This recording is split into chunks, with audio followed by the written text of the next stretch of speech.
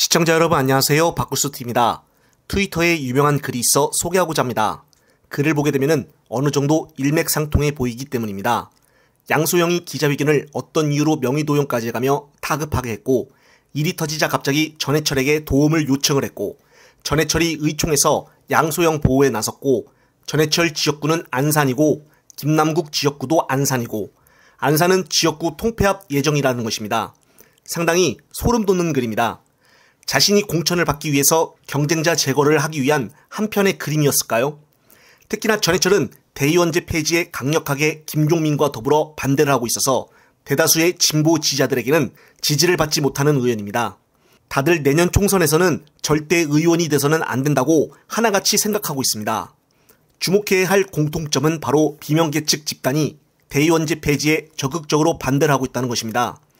특히나 다음 달 중순에 창설이 될 혁신위를 앞두고 장경태 의원이 비공개 최고위원회에서 대의원의 영향력을 축소하는 내용의 혁신안을 보고한 것으로 전해졌습니다. 대의원과 권리당원 1인 1표제와 대의원과 권리당원의 비율을 20대 1 수준으로 낮추는 방안 등이 언급된 것으로 알려졌습니다.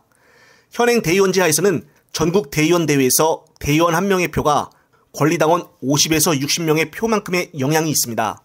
이 경우에 권리당원에서 근소한 차이로 이기더라도 대의원에서 표를 많이 얻지 못해 당락이 결정될 수 있다는 것입니다. 결국 현행 대의원제는 표의 등가성이 떨어지고 왜곡을 불러올 수 있다는 것이 혁신안의 취지입니다. 반면 비명계는 대의원제 축소 폐지를 반대하고 있는데, 전해철 의원은 전날 자신의 페이스북에 대의원제는 500만 명에 달하는 당원과 120만 명의 권리당원 전체 의견을 당의 의사결정 과정마다 직접적으로 반영하기 어렵다는 현실적인 한계를 극복하기 위해서 수십 년간 이어져 왔다며, 대의원의 역할과 기능을 고려하지 않은 채 전혀 상관없는 문제와 결부시켜 제도 폐지를 주장하는 것은 타당하지 않다고 했습니다. 따라서 비명계는 이러한 폐지 찬성의 압박이 와서 위기가 온 것인지 이번 혁신위에서는 이재명 대표 체제의 당권을 전부 위임해 주기를 바라고 있습니다. 따라서 다음 달 중순쯤이면 친명 대 비명의 갈등이 최고조로 달아오를 것인데요. 이 대표는 며칠 전 당원존에서 당원들과의 대화에서 대표직을 내려올 생각이 없다라는 강한 의지를 보여주었기 때문에 비명계와의 갈등은 더욱더 커질 것으로 보여집니다. 다음 달 초에 이성만과 윤관석 의원의 구속영장 표결이 국회에서 열리기 때문에 예전에 친명 쪽으로 불렸던 두 사람의 표결의 결과가 어떻게 나오느냐에 따라서 비명계의 압박 또한 거세질 것으로 보여집니다.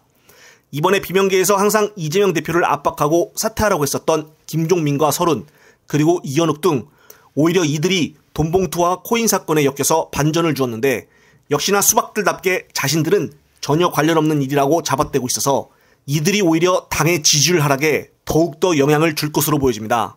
따라서 이제는 이재명 대표의 중요한 결단이 정말 얼마 남지 않았다고 보여집니다.